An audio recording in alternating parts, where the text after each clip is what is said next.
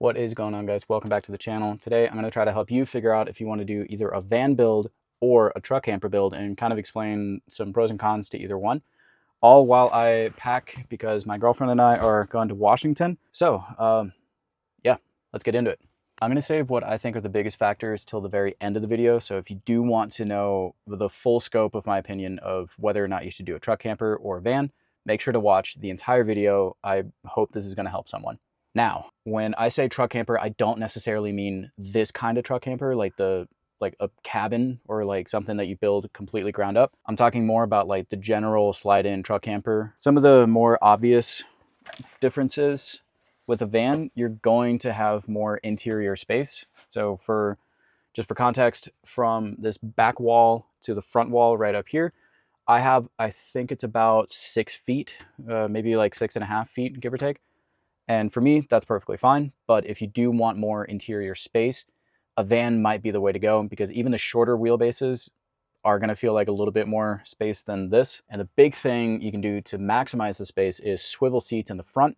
That way you pretty much have a seating section in the very front and then the entire rest of the living space. With that being said, with truck campers, you might end up having a little bit more height, which can in itself be a pro or a con. I can tell you right now, this truck is not fitting through any drive-throughs, any parking garages, anything like that. Some vans are able to, but I feel like vans are a little bit more possible to fit into just everyday situations. With a truck camper, if the truck breaks down, you still have your home. Absolute worst case scenario, you'd be able to lift the camper, put it down somewhere, and get a new truck and put the camper back on. With a van, it's a little bit more complicated. Like, your entire house is that vehicle. So if that vehicle breaks down, you have to get a new house. And that can suck. Another major benefit to a truck camper over a van is trucks are going to be a little bit less expensive for the most part. I passed a truck dealership on the way here and half the lot was like $70,000, which is ridiculous. But you generally can find trucks a lot cheaper than you can vans. This is my opinion. This is the opinion of my area. But I've looked at a lot of vans. I feel pretty confident in saying that. Another pretty big bonus to a van is vans are going to be a lot more discreet. Let's be real. Most people are going to look at a van and say either someone lives in there or it's a camper, something. But there are a lot of people that still look at a van and think that's just a work van. That's all that is. Like, no one's living in there, so no need to call the cops. But with a truck camper, if someone sees a camper on the back of a truck, they're going to know this is a camper. Someone either camps out of this or lives out of this. Something else that, this might just be my opinion, but I feel like trucks are easier to work on because it's easier to actually get to the engine. With a van, it's going to be a little bit more difficult to actually get to all the components of the engine. That one might be a bit niche. That might just be my opinion. And now some of the heavy hitting hard facts. Most trucks are 4-wheel drive. Most vans are 2-wheel drive. Some Mercedes Sprinters do have 4-wheel drive, and some Ford Transits and some Sprinters have all-wheel drive, where trucks have designated specific 4-wheel drive, which is, in my opinion, a little bit better. I feel personally a lot more safe with 4-wheel drive versus all-wheel drive. If I'm trying to get down 4-wheel drive trails or some kind of gnarly Forest Service roads, I'm going to want 4-wheel drive. That kind of adds another thing to it. The clearance that most trucks have is going to be way better than the clearance that most vans have. Now, Sprinters are going to be some of the taller vans, and if you want to get a lift kit, that's going to add a lot of money to the cost of your rig, but most trucks just come off the lot with pretty decent clearance. Something else to consider too, if you live in a house or you want to park in like residential areas, I've known people personally that have had issues with HOAs coming after them saying like, you can't camp here, and they have to say, I live here. That's just my camper. That's my weekend trip rig. Something you have to consider a lot too is dealing with payments. If you're financing a van, it's going to be so much more difficult than financing a truck. At this point, a lot of banks and credit unions and whatever, they know that people live in vans. So I've had this personally where I've tried to get a loan for a van, and the first thing they asked is, are you going to live in it? And I had to lie and say, no, of course not. People live in vans? That's bizarre. That's crazy. They called my bluff and denied my loan immediately. Insurance is also going to be another factor. Not every insurance company is going to insure a van, but if you're insuring a truck, You know, something else that's a pretty big factor, and I feel like it's a bigger factor for some people than others.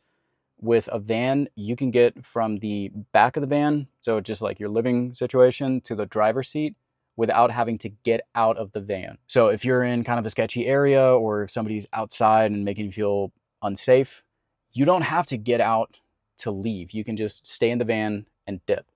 With a truck camper, I have to go out of the back, down, over, and then get in the driver's seat. I'm not making a speedy getaway. Me personally, I haven't had any situations that I've felt very unsafe in. I've had situations that I felt kind of uncomfortable in, but nothing that's made me actually fearful, which is fantastic. This one's definitely going to be a luxury, but I think it is something to take into account.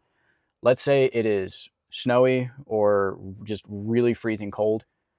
If you're in a van and you want to start your engine and let it warm up, which is better for the vehicle anyway, you can just walk to the front, start your engine, and then crawl back into bed if you want to. You don't have to get out.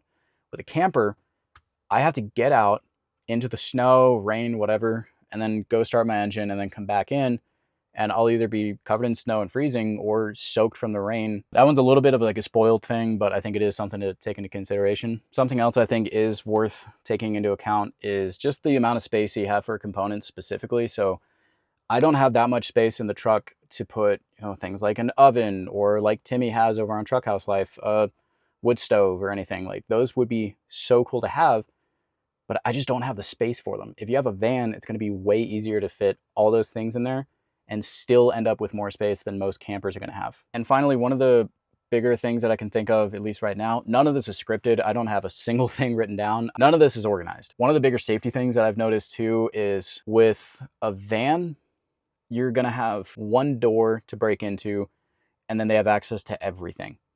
With a camper, you can either hide stuff in the actual truck or the camper, and they'd have to get into one or the other. And generally, people are going to go for the easier choice, not having to break two doors. They only want to break one. I don't know if that made any sense, but if it does, great. If it doesn't, ask me in the comments below and I'll try to explain a little bit better. In conclusion, what I think you should do if you're wanting to stay on paved roads, if you're not wanting to go down any major messed up trails or anything like that, and you prioritize things like space more than anything else, a van might be a better choice. If you have the money for it, a van could be a pretty good choice. Now, if you want to rally down some off-road trails and just have a little bit more, in my opinion, a little bit more fun, go with a truck camper. It's going to be so much more fun. If you don't have as much money to throw at it, I would say a truck camper is going to be a slightly better option. If you are going to do a truck camper, think about upgrading your suspension. This truck is a 2002 F250 Super Duty. It's designed to carry a lot of weight. I still wanted to upgrade the leaf springs in the back and add an extra leaf.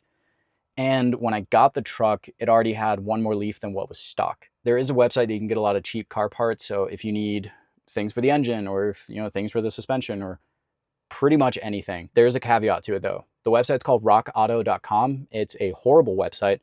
Just the layout's terrible, but it's an amazing website because you can save so much money. The only caveat to it is most mechanics aren't going to accept if you bring parts to them and you say, I would like this put into my vehicle. Personally, I think that's kind of stupid, but it's down to liability stuff. And if you bring them a faulty part and they don't know where it came from, they have no way of knowing that it is faulty. With most mechanics, there is a warranty for the parts that they installed.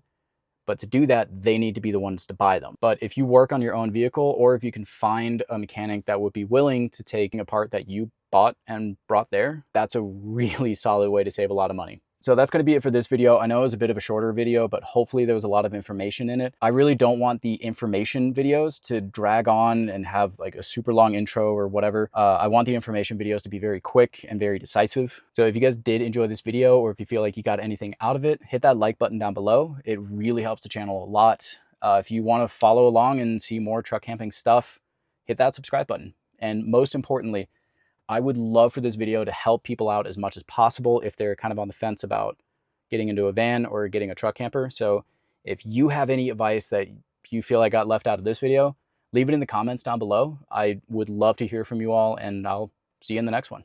Later.